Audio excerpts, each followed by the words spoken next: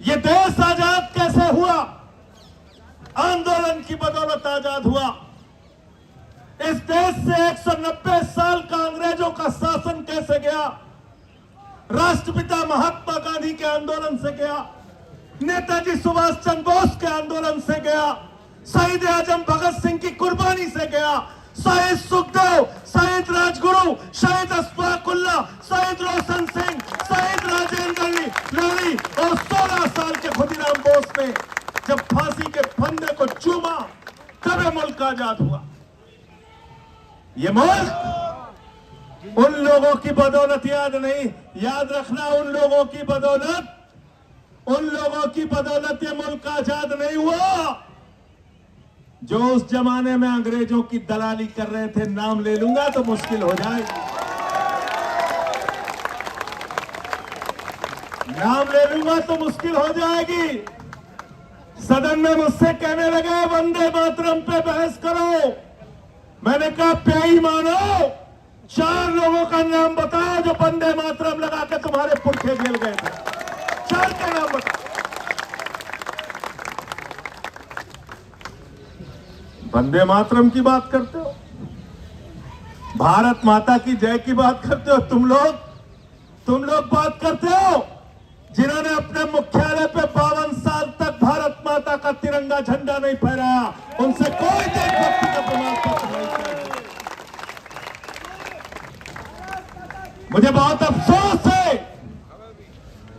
कि देश के शिक्षा मंत्री ने हमारे नौजवानों को देशद्रोही कहा।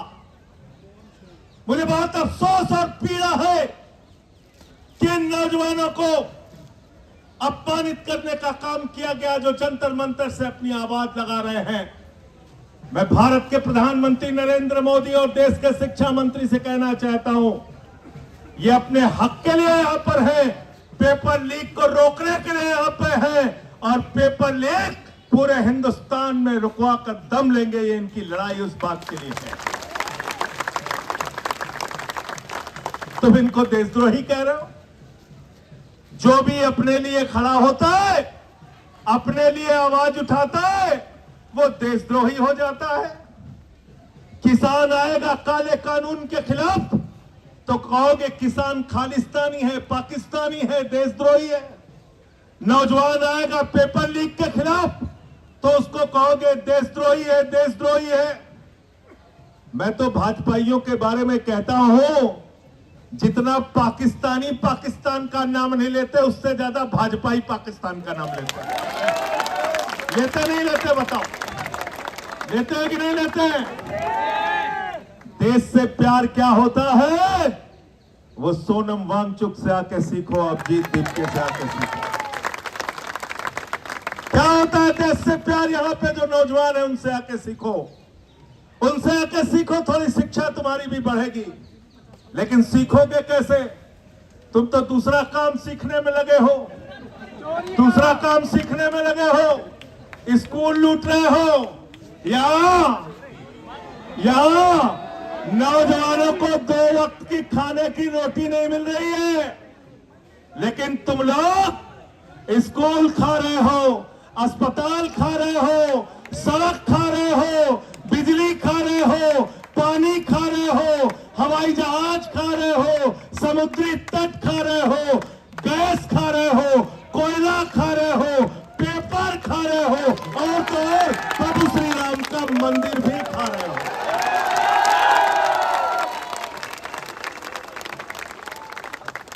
मैं बड़ा हैरान था कि सब कुछ तो खा गए, अब क्या खाएंगे? कोयला खा गए, गैस खा गए, बिजली खा गए, पानी खा गए, सड़क खा गए, पुल खा गए, जहाज खा गए, अब पेट्रोल खा रहे हैं, उसमें कह रहे हैं एथेनॉल मिला के गाड़ी खाएंगे। गाड़ी खा रहे हैं, स्कूटर खा रहे हैं, बस खा रहे हैं। मैं सोच रहा था सब खा गए, अब क्या खाएंगे? कहने लगे संजय सिंह जी गलत फहमी मत पालो, अब हम प्रभु श्री राम का मंदिर खाएंगे, वहां का चंदा खाएंगे। चंदा लूट रहे हैं, चंदा चोरी कर रहे हैं। तो मैं ये कहना चाहता हूं, जिन्होंने भगवान को नहीं बख्शा वो ना तो राम के हैं ना आम के हैं ना किसी काम के हैं। गलत तो नहीं कह रहा हूं? प्रधानमंत्री जी हर 15 दिन पे बात करने आ जाते हैं। क्या कहते हैं? मन की बात। परीक्षा ऐसे देना बच्चों, हाई स्कूल में ऐसे पढ़ना, इंटर में ऐसे पढ़ना, सुबह उठ के ऐसे जाना, रात में ऐसे याद करना। कई लोग रोने लगते हैं, कहते कितने बढ़िया प्रधानमंत्री, बताओ बच्चों को परीक्षा पे चर्चा कर रहे हैं, परीक्षा पे चर्चा कर रहे हैं। 93 पेपर लीक हो गए हिंदुस्तान में। मैं भारत के प्रधानमंत्री से कहना चाहता हूं, एक बार पेपर लीक पे चर्चा करके दिखाओ, पूरे हिंदुस्तान का नौजवान तुमसे जुड़ा। करो पेपर लीक पे चर्चा। मैं चला गया प्रयागराज, अभिजीत जी, मैं प्रयागराज चला गया पेपर लीक पे चर्चा करने। हमारे कमरे में पुलिस वाले आ गए, ये स्टार वो स्टार बंदूक लेके सब पहुंच गए वहां पे। कहने लगे यहाँ पे आप क्या बात कर रहे हैं? हमने कहा तुमसे क्या मतलब? बंद कमरे में कहने लगे पेपर लीक पे चर्चा तो नहीं कर सकते आप। मैंने कहा तुम पेपर लीक कर सकते हो बेईमानो, हम चर्चा भी नहीं कर सकते, हम चर्चा भी नहीं कर सकते। तो मैंने पेपर लीक पे चर्चा किया वहां पे, और जो पेपर लीक पूरे हिंदुस्तान में हुआ है, तो हमसे कई बार लोग पूछते हैं कि आप लोग बीजेपी वालों को क्यों दोषी ठहराते हैं, मोदी जी को क्यों दोषी ठहराते हैं, शिक्षा मंत्री को क्यों दोषी ठहराते हैं? अरे इस सरकार का क्या लेना देना पेपर से? तो मैं उनसे कहता हूं, जितने पेपर लीक करने वाले हैं ये सारे के सारे चंदा चोर पार्टी से जुड़े हुए लोग हैं, भारतीय जनता पार्टी से जुड़े हुए लोग हैं। गलत तो नहीं कह रहा हूं? गलत तो नहीं कह रहा हूं? कहते कैसे पता किया? हमने कहा बेईमानों, नीट का पेपर लीक जब हुआ था पहली बार, तुमने जिन लोगों को गिरफ्तार किया था वो सब के सब बरी हो गए। कैसे बरी हो गए? पता चला सीबीआई ने समय पे चार्जशीट नहीं दाखिल की थी। गलत तो नहीं बोल रहा हूं? गलत तो नहीं बोल रहा हूं? बताओ अगर प्रधानमंत्री शामिल नहीं है, बताओ अगर इनकी पार्टी शामिल नहीं है, तो प्रधानमंत्री के नीचे काम करने वाली सीबीआई ने पेपर लीक के माफियाओं के खिलाफ समय पे चार्जशीट दाखिल क्यों नहीं की? उनको सजा क्यों नहीं दिलाई आज तक? बताओ जरा हमको इस सवाल का जवाब दो। इसलिए इनसे जरा सावधान रहना, ये आपके आंदोलन को कमजोर करने की तरह तरह की कोशिश करेंगे। मैं देखता हूं यहां पे भी कुछ लोग आ जाते हैं अंधभक्त, आते नहीं आते हैं, बीच में उलझाने के लिए, हिंदू मुसलमान करने के लिए। कहते हैं कि नहीं कहते?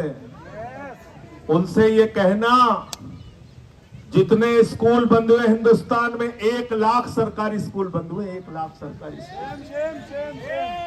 कौन पढ़ता है उन सरकारी स्कूलों में? गरीब का बच्चा, पिछड़े का बच्चा, दलित का बच्चा। 1 लाख सरकारी स्कूल हिंदुस्तान में बंद हो गए।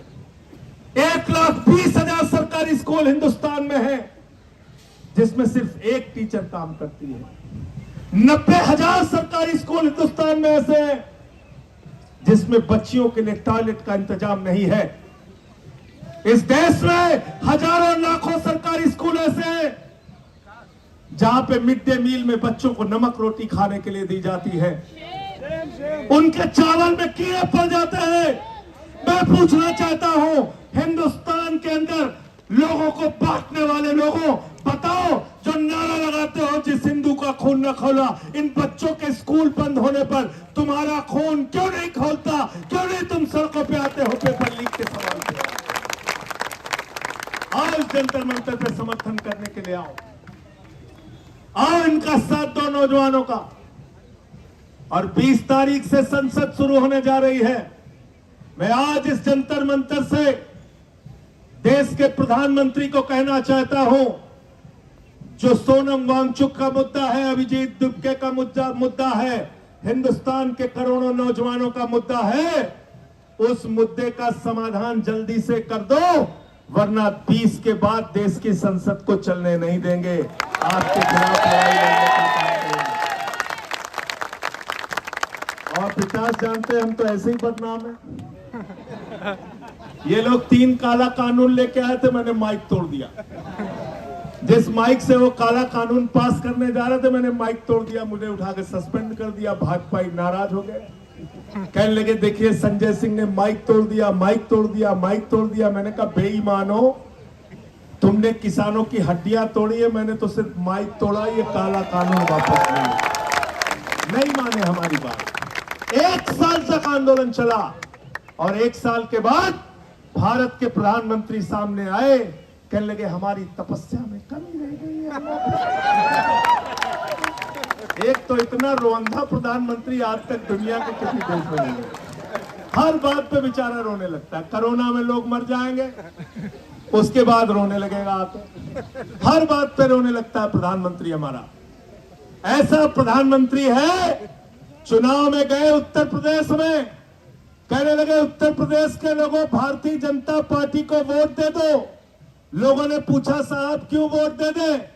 बोले तुम्हें कोई चिंता करने की जरूरत नहीं है। बोले साहब क्या क्या करोगे? तो देश का प्रधानमंत्री क्या कहता है जरा ध्यान से सुनना। भारत का प्रधानमंत्री उत्तर प्रदेश में स्कूल बनाने के लिए नहीं कहता, अस्पताल बनाने के लिए नहीं कहता, सड़क बनाने के लिए नहीं कहता, रोजगार देने के लिए नहीं कहता, फैक्ट्री लगाने के लिए नहीं कहता, पेपर लीक रोकने के लिए नहीं कहता। देश का प्रधानमंत्री कहता है भाइयों और बहनों जरा हमको बताओ, अगर गांव गांव में कब्रिस्तान है तो शमशान होना चाहिए कि नहीं होना? बोला था कि नहीं बोला था? बोला था कि नहीं बोला था? गलत तो नहीं कह रहा हूं? जिस देश का प्रधानमंत्री बच्चों के स्कूल की चिंता नहीं करता, अस्पताल की चिंता नहीं करता, रोजगार की चिंता नहीं करता, तुम्हारे भविष्य की चिंता नहीं करता, जिस देश के प्रधानमंत्री का मकसद गांव गांव में शमशान बनाने का है, वो तुम्हारा भला कभी नहीं कर सकता, याद रखना। अब उसके चेले हैं, कहते हैं विश्व गुरु है, 56 इंच का इनका सीना है। मैंने कहा भाई 56 इंच का इंसान का सीना नहीं होता, जानवरों का हो सकता है। ये पहले कहना बंद करो, ऐसे प्रधानमंत्री का अपमान मत करो, ये गलत बात है। अब हमें गधे घोड़े का नापना पड़ेगा कितने इंच का सीना होता है। कहने लगे 56 इंच का, 56 इंच का। अब रोज ट्रंप डांटता रहता है, रोज डांटता रहता है, कहता रूस से तेल मत खरीदना। बोले जी हुजूर, बोले हम देखेंगे तुम्हारे ऊपर। बोले जी हुजूर, बोले अगर पकड़े गए रूस से तेल खरीदते हुए तो टैरिफ बढ़ा देंगे। कहने लगे जी हुजूर हम नहीं खरीदेंगे, नहीं खरीदेंगे। आज देश में महंगाई किसकी वजह से? स्टेट ऑफ हॉर्मोज से, जहां से 50% तुम्हारा कच्चा तेल और 60% गैस आती थी, वो स्टेट ऑफ हॉर्मोज क्यों बंद हुआ? देश के प्रधानमंत्री की गलत नीतियों के कारण। इनको कहीं भी मेडल के लिए बुला लो, चले जाएंगे। मैं तो कह रहा हूं अभिजीत दीपके को सीजेपी के तरफ से 1 मेडल प्रधानमंत्री के लिए घोषित कर दो। देखो जंतर मंतर पे भी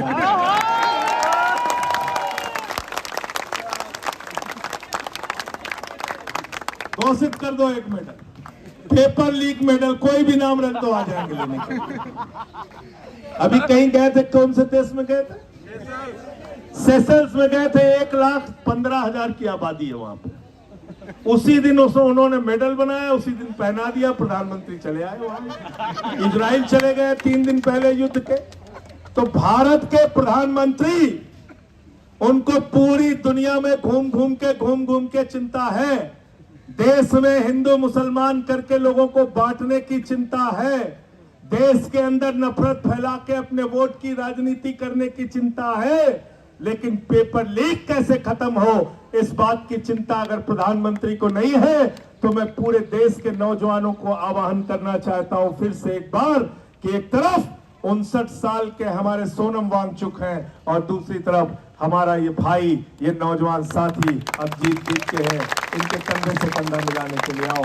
हमारा ये रंगा भाई है, इनके साथ दो। हमारे एक जितने भी साथी हैं इस जंतर मंतर के आंदोलन में, मैं सर झुका के आप सबको नमन करता हूं, आपके हौसले को नमन करता हूं और यकीन दिलाना चाहता हूं कि सिर्फ बातों में यकीन मत रखना, यहाँ पे बहुत सारे लोग आएंगे, बोलेंगे और चले जाएंगे, लेकिन हम आपके लिए करते क्या है उसके ऊपर पूरी नजर रखना। अगर संसद चली और हमारी और जॉन ब्रिटास की आवाज वहां पर सुनाई नहीं दी तो सवाल हमसे भी करना, और जो लोग आके यहाँ पर बड़ी बड़ी बातें करेंगे सवाल उनसे भी करना। वो शख्सियत आपके बीच में है सोनम वांगचुक जी, जिन्होंने लद्दाख के अधिकारों के लिए लड़ाई लड़ी। हम लोगों की फोन पे उस समय कई बार बातें होती थी। 16 दिन का अनशन इन्होंने किया, 21 दिन का अनशन इन्होंने किया, कई 100 किलोमीटर की पद यात्रा इन्होंने की। आप लोगों ने कई देश के कई हिस्सों में जाके आंदोलन किया, नौजवानों की आवाज उठाई। इस आवाज को कमजोर मत होने देना। आपके सिर्फ जंतर मंतर पर बैठने से पूरी सत्ता कहीं ना कहीं हड़बड़ाई, बौखलाई और डरी हुई है। और डरपोक लोग ये सिर्फ पुलिस के भरोसे अपनी छाती चौड़ी करके घूमते हैं। मैं पुलिस के जवानों से भी कहना चाहता हूँ, हमारे बीच में हरेंद्र यादव हैं, आप हरेंद्र यादव जी हैं और हमारे साथी हैं। ये सेना में इन्होंने कई वर्षों तक भारत की सेवा की है।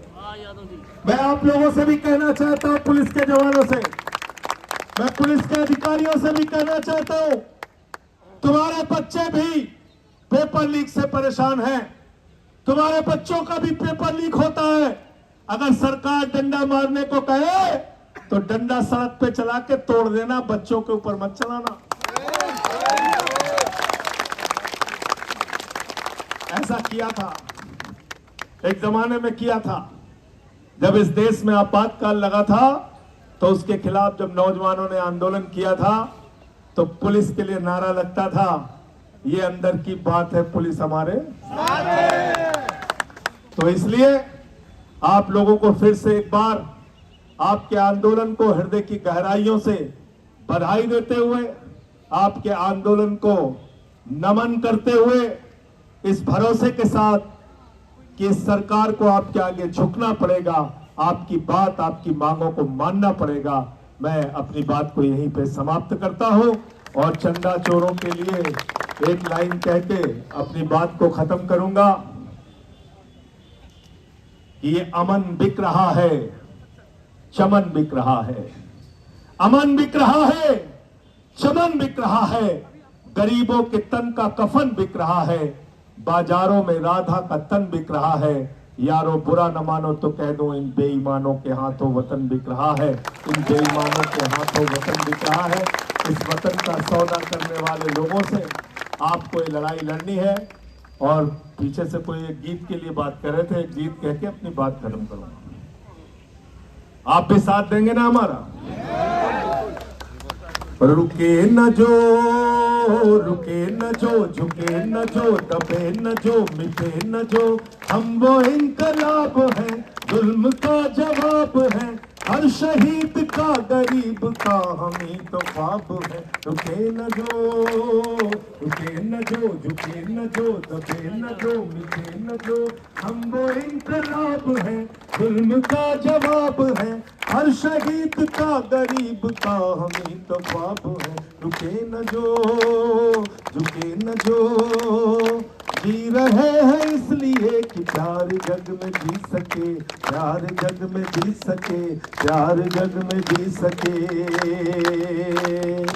आदमी का खून कोई आदमी न पी सके, आदमी न पी सके, आदमी न पी सके। मालिकों मजूर के, नौकरों हुजूर के, फर्क को मिटाएंगे, समानता को लाएंगे। रुके न जो, झुके न जो, दबे न जो, मिटे न जो, हम वो इनकलाब हैं, जुल्म का जवाब है, हर शहीद का गरीब का हम ही तो ख्वाब है। रुके न जो, झुके न जो, मानते नहीं है फर्क हिंदू मुसलमान का, हिंदू मुसलमान का, हिंदू मुसलमान का।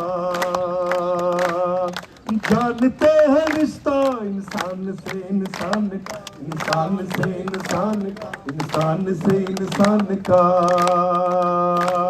जाति के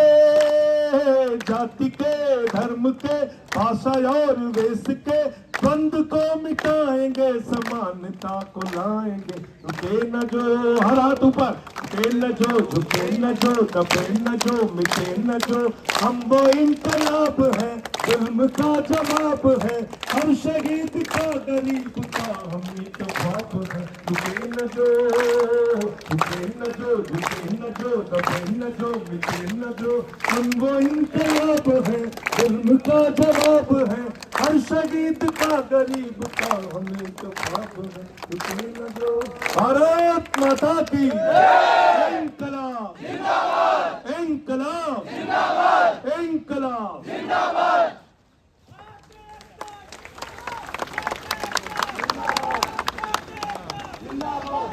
जितने भी